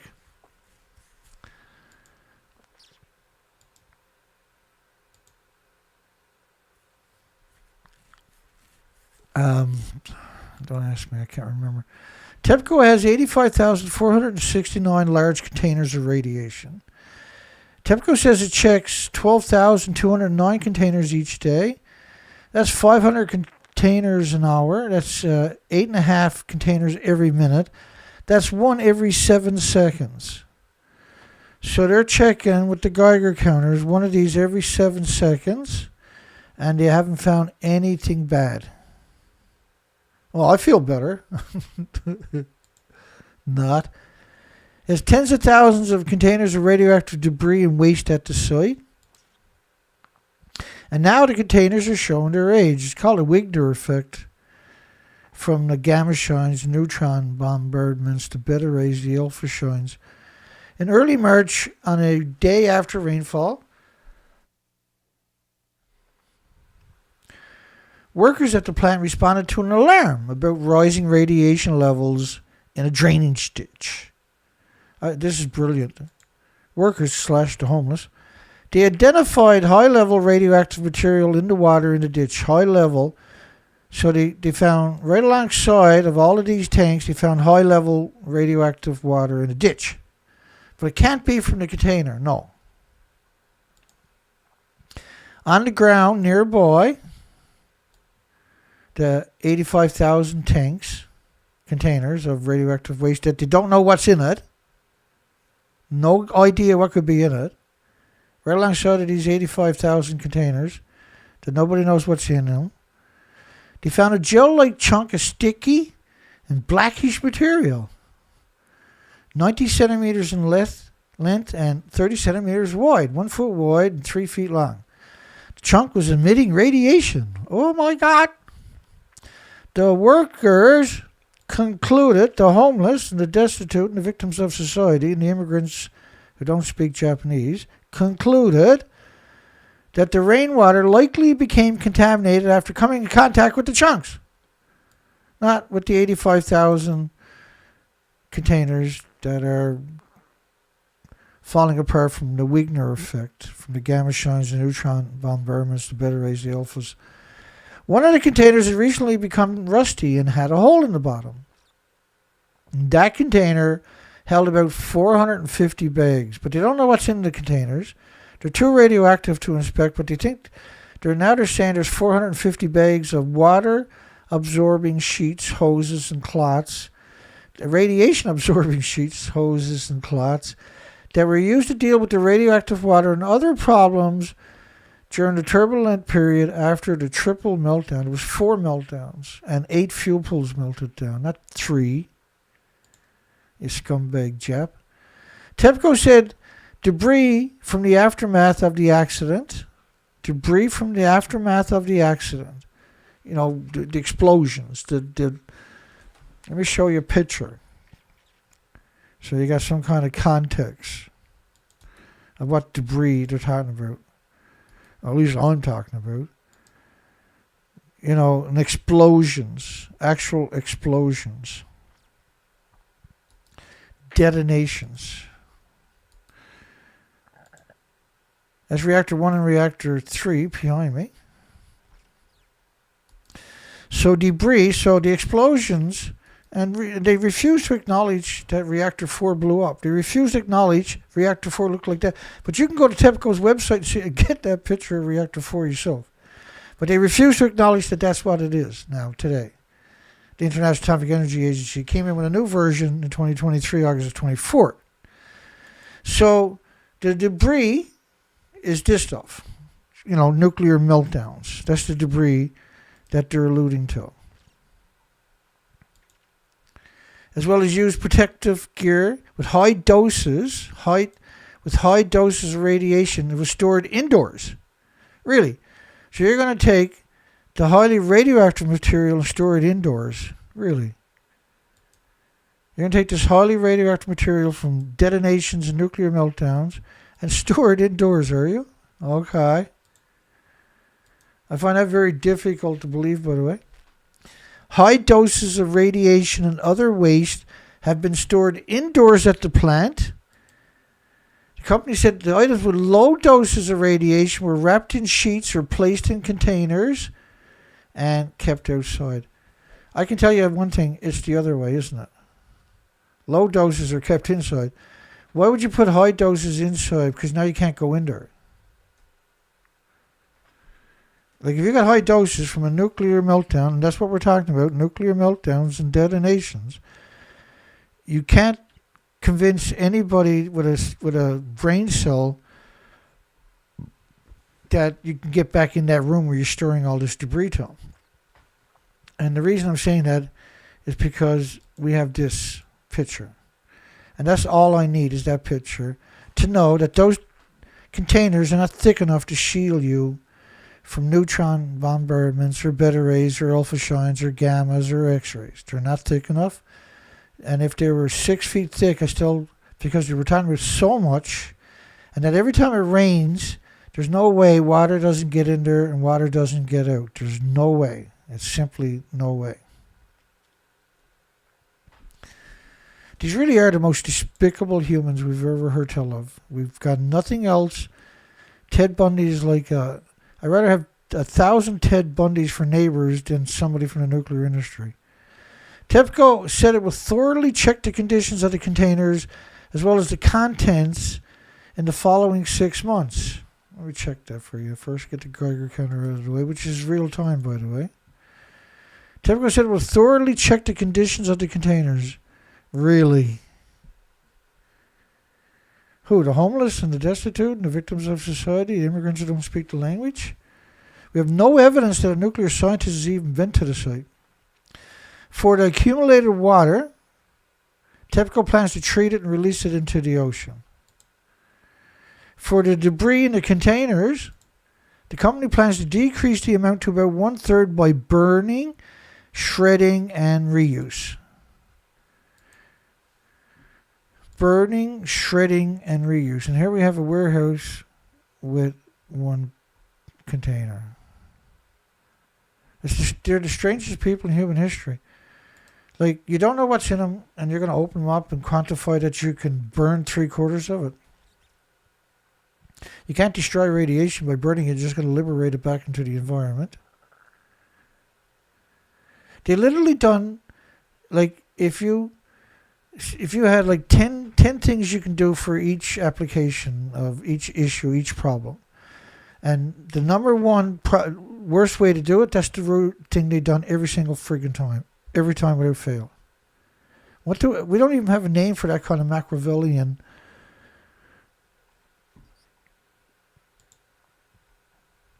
All the spent fuel finally removed from reactor at Fukushima plant.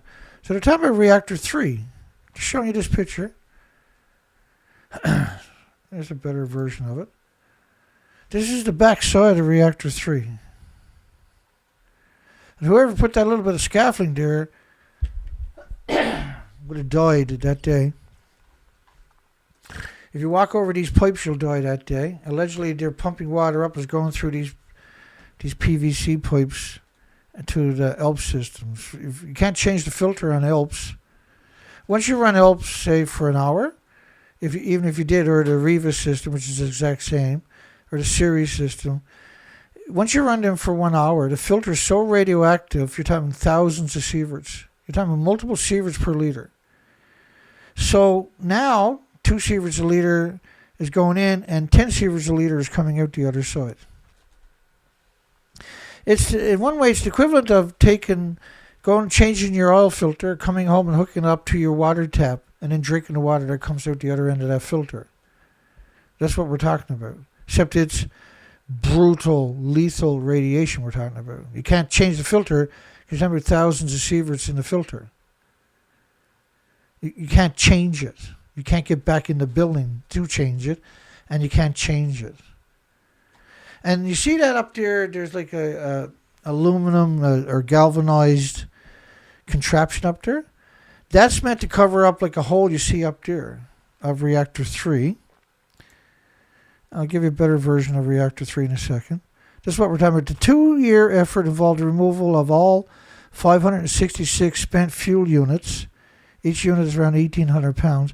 But there's actually around 3,800 of these units in each of the fuel pools. Or combined in the 2 fuel pools at the top of the building. It's not 566, it's 3,840 per building. They don't have a repository in Japan or any other country, so the decades of reactor cores are kept, the assemblies are kept in the fuel pools at the top of the buildings. They're gone. Left in the pool in the number 3 reactor building.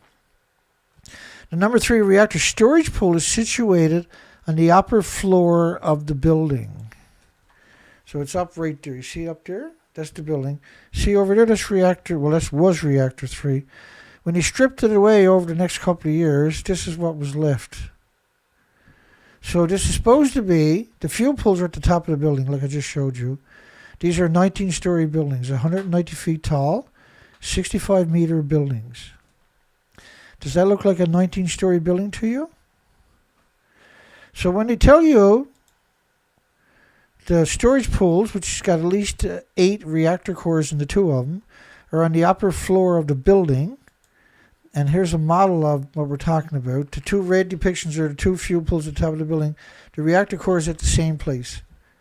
The fuel is taken out of the reactor core underwater and put into the pools. There's a gate that is kept in place by air pressure. So it has like pontoons to hold it into place. So when you lose power, they deflate. Now, in the case of reactor 3, this was a plutonium mixed oxide reactor. This is very important. Clearly, there's nothing left. So in 2021, they came out and claimed they got all the fuel out of a building that doesn't even exist. And that should terrify you. Now, in 2013, 2014, remember, they done the same thing where they claimed they got all the fuel out of reactor 4. It doesn't exist. And it's hard, if you, just because you don't understand nuclear, you just joined the live stream, your first time ever being here, it doesn't matter. If you go back and watch the whole video, you'll be surprised what you learn. You watched a couple of them, you'll be surprised how articulated you become on this subject. You're not going to be fooled again. And the people that are here regularly there is nobody going to beat them in a conversation or a debate. Spent fuel needs to be kept cool as it emits high levels of radiation, decay, and heat. High levels. Well, it means not just kept cool, it needs to be circulated. The water has to be circulated, even if there's water there. If it's not circulated, the reactor cores in the fuel pools will melt down. The utility plan to move the spent fuel from number 3 reactor pool to a shear pool is known as common spent fuel pool. The common spent fuel pool was beyond reactor 4. Reactor 4 and reactor 3, by the way, are right alongside of each other. So there's nothing left of reactor 3. Right alongside of is reactor 4. There's nothing left of reactor 4.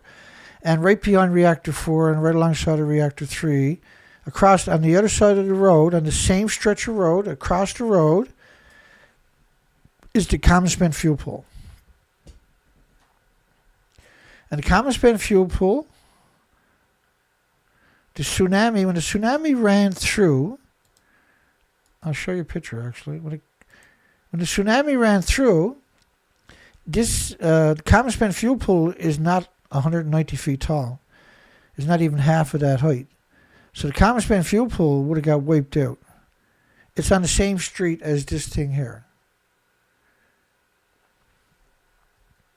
And denial is not an option, okay?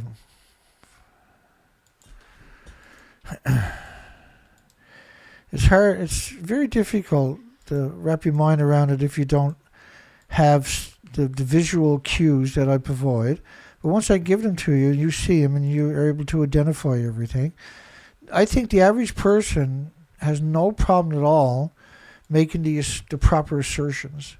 So this is unit 1, a detonation. That's the fuel pool was gone immediately. Reactor 2, that went China syndrome, burnt constantly for days, by the way. This is well known. It detonated multiple times, but it went down into the earth in, per se, China syndrome. 8 reactor cores in the fuel pools, 1 in the reactor. Reactor 3 was right alongside of reactor 2. It detonated and lost its entire inventories, the fuel pools, reactor cores immediately. And reactor 4, which they refused to acknowledge, also lost its entire inventories, 8 reactor cores in each of the buildings. So 8 reactor cores were lost from reactor 1, 8 reactor cores were lost from reactor 2, 8 reactor cores were lost from number 3, and 8 reactor cores were lost from number 4. And just because they put a cover over that doesn't mean there was anything above it. There's nothing above it. You can clearly see that there. So putting that cover there, and that's the first one of the. That's just a single panel. Most of this is done by remote control cranes. And so these are, anybody that's at a nuclear meltdown in a paper suit is a well-disciplined homeless person. Right? And this is the scheme they use. They gutted the whole thing, and then they put this contraption, and they built it off site, and they came in and assembled it, and then it looks like this. And it's just a cover over an empty shell. There's nothing underneath it, because we know that because that's the building over there. So you can build a contraption way up above it and cantilever over it. It doesn't physically touch it, but that doesn't mean that it's actually physically there, because it's not. And so this is a very slippery slope to pretend that it's there. They're doing that so that you don't worry about what happened, and then get you to think about tritium instead of thinking about the uranium, plutonium, americium, neptunium, everything else. Get you to think about the fish instead of the fact that the food was banned by 55 countries for a decade. Right? They're very good at their propaganda because they have all the media to spread it. My other YouTube channel, I had, I can't remember anymore now, thank goodness, 24,800 subscribers for 5 years. Never lost one, never gained one for 5 years. And when I was out studying spiders, they took my site down because the spiders were missing. Spent fuel needs to be kept cool as it emits high levels of radiation. No, within 2 hours it'll start to melt down if you don't circulate the water. The utility plan to move the spent fuel from the reactor to the common spent fuel pool, which doesn't exist. And they work remote control because, and these were just the random people they hired to do this job were kept in another, like a container on wheels. And then they were told they're taking the fuel out of the reactor pool, but they're not physically there. I mean, these are, so the February 28th, which is coming up in a couple of days, this is 4 days, this is Friday, is the February 28th, is the 3rd anniversary of the cover-up of Reactor 3. Right? It's, 2021. So 4 years. That's the 4-year cover-up of them pretending they got the fuel of the Reactor 3 fuel pool is on the 28th, the final day. But hey, don't worry, UN Watchdog chief visited Fukushima as Japan returns to nuclear power. And there's an endless, ridiculous amount of the media will tell you that version, right? International Atomic Energy Agency visits Fukushima. Japan revives nuclear power. And they show you the grossest piece of shit in human history. The most worthless human you'll ever know, right there alone. That's the most worthless human ever created, right there. The most sadistic monster in human history is the person that's leading that narrative. And then they had the bags of contaminated soil are seen from a media bus. And look at Buddy with his hands up on the seat there. Okay, everybody get on the bus. We're going to drive through Akuma. Big payday for all you morons. From a media bus at the internal storage facility. It's within sight of the nuclear meltdowns on top of that. There's right now there's 16 million bags missing from the equation. Now they're only acknowledging 14 million bags. Somehow or another, I guess it's pretty easy to lose 16 million bags, 1-ton bags, isn't it? Well, 16 million 1-ton bags is enough bags that if you took a 1-ton bag and put it in the back of a pickup truck for each of them, that's 2.5 rows of traffic bumper to bumper around the planet. So yeah, I can see them losing that. That's pretty easy to lose track of. Don't worry though, they're the journalists. They're there to help you. They're there to cut your fucking throat is what they're there for. UN Watchdog chief visits Fukushima. Non-stop bullshit from the media. Just because, and with his stupid flag on his desk. UN Watchdog chief visits Fukushima as Japan returns to nuclear power. You can't keep up with all the stories that came out with that headline. It was just story after story after story. And they got some guy holding up a placard. Look at this. Hey, stupid, come over here, hold up this placard. And they put a jacket on one of the homeless or destitute with the words IAEA written on it. Again, we don't have any proof that these people are... never mind, I'm not going to say it. UN Watchdog chief visits Fukushima. MSN, they're guaranteed to come out with his flag. Oh, we got our flag. UN Watchdog chief visits Fukushima as Japan returns to nuclear power. So the day before that, those headlines was UN Watchdog chief to view soil, radioactive, not even radioactive, but to view the soil. And then when you read the story, he's there to pick up, that same day, he was there to pick up $14.6 million check. And the next day, the headlines were Japan is returned to nuclear power. So they brought him in $16 million to help use the IAEA in the media because Japan has no credibility. And the average person thinks UN somehow or another has some redeeming qualities. Being uninformed is one of the most dangerous people on the planet as far as I'm concerned. UN nuclear watchdog chief visits Fukushima, Japan. Never heard that headline before, have we? How about this one? You ever heard this one? UN watchdog chief visits Fukushima, Japan, returns to nuclear power. Or how about this headline here? Oh, we missed it. UN watchdog chief visits Fukushima, Japan, returns to nuclear power. Same paragraph, the same pictures, by the same author, showing up in all the media worldwide, so you can only have one conversation. My narrative has amazing 25 people. How the hell did I ever get 25 people on the show? I'll never know. Japan must be tearing their hair out right now. He's got 25 people on his show. And probably the stupidest picture you'll ever see. It's hard to believe nobody in Japan assassinated him, eh? Oh, I got me bottle of water. Payday's right around the corner. $250,000 here, $250,000 there.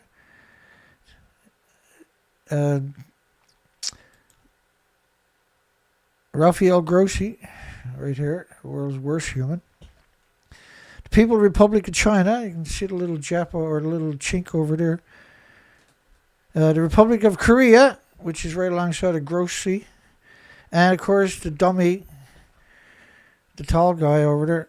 He's squatted down so he doesn't poke his head too. I see how he's really squat right down so he's not standing up too tall. To say these are the worst people on the planet is an underestimate. They're collecting water. They even got Grossi holding a funnel. I didn't know he can hold a funnel. I'm too harsh on him. I thought he could only hold a check for $14.6 million. UN nuclear chief to view the contaminated Fukushima soil. Ha ha! Wow. 14 years later, he went there and holy shit, look at all the soil. Where's my check? Where's my $14.6 million check? 7-Eleven cream box in Japan's newest must-try convenience store suite. You gotta have it. It's from Fukushima. You gotta have it right now. So this is how to get rid of a lot of the food. They put it at 7-Eleven. And they mark it as domestic. So you got food from a nuclear wasteland, and they're trying to appeal to all the children. It's a revolting story, too. If you read the story, James Lucid got a song, actually, the cream box, Fukushima cream box. Just look up cream box on his music site. I'll show it to you in a little moment here. James put out a bunch of some pretty amazing stuff, eh? He's switched kind of tactics, which is really fun when you see that. Fukushima-born local bread on the in-store sign. The Fukushima specialty printed on the package. That's a great song. He tried to promote it, and he couldn't promote it. They wouldn't promote it for him.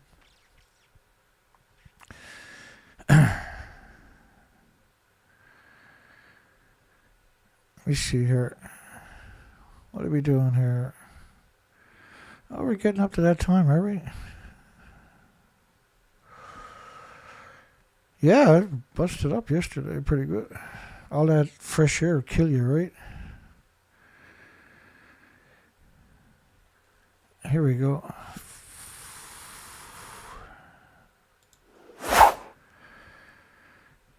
James Loses is just piling up. Holy shit, eh? Oh, I love it.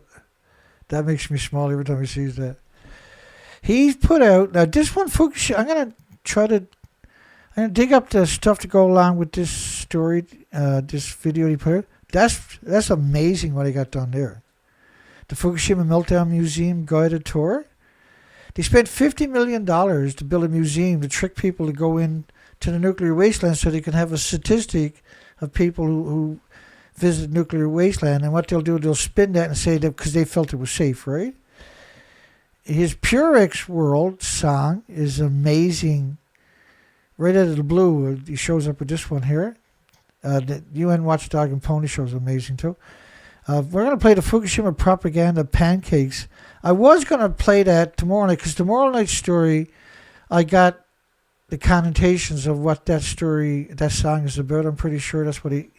So there was a story showed up the weekend of an influencer from Indonesia. And has his handle on TikTok or something was pancakes. And James showed up with this video of an influencer. And so this influencer went to Japan, so all the media was like, that's a great story.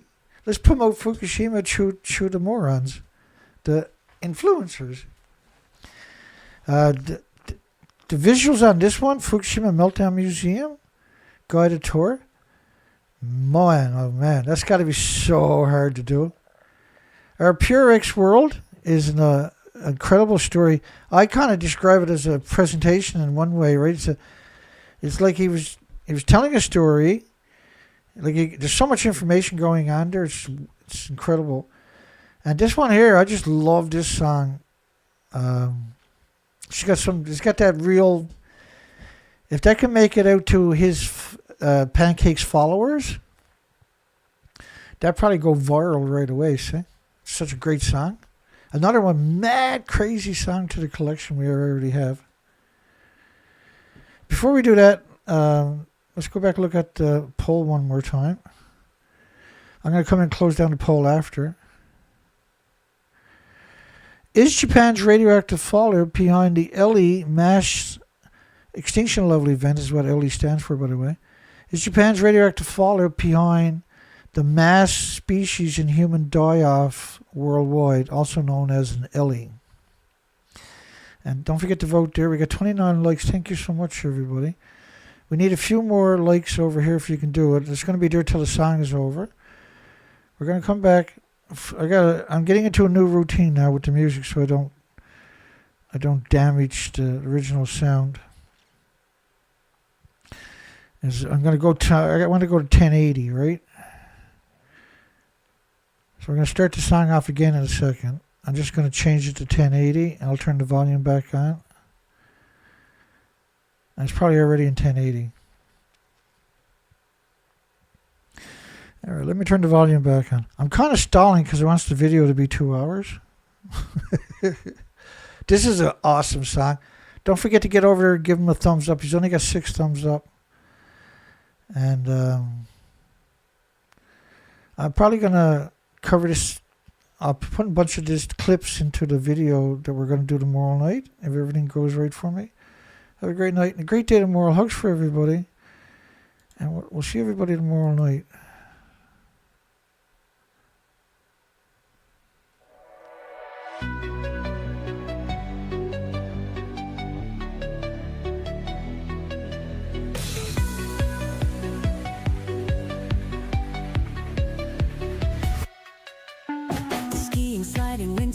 Snap the shot, the frame's just right. Eat your noodles, take a bite. Hold the moment, grip it tight. Strawberries fresh, a picture scene. So much joy, so much to see. Eternal luck in perfect sight. Sing the past a sweet goodnight. The sky is bright, the air is clean. A paradise straight from a dream. Everything shines, no need to fear. A better world, we built it here. Fukushima, beautiful sight. Fukushima, ski and escape. Fukushima, the past is erased. Fukushima, just smile and wave. The past was lost, they say it's fine. Rebuild fast, record time. The damage fades, they smile and cheer. No need to ask what lingers here. Eat the fish, don't ask to see. The cameras roll, the world agrees. The city shines, a tale retold. Another trip, another show. The sky is bright, the air is clean. A paradise straight from a dream. Everything shines, no need to fear. A better world, we built it here. Fukushima.